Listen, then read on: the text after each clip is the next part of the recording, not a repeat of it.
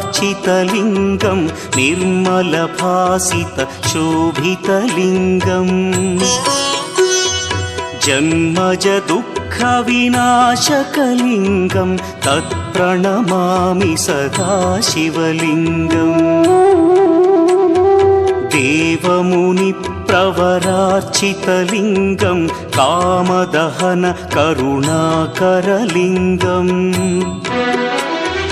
रावणदर्पविनाशकलिङ्गं तत्प्रणमामि सदा शिवलिङ्गम्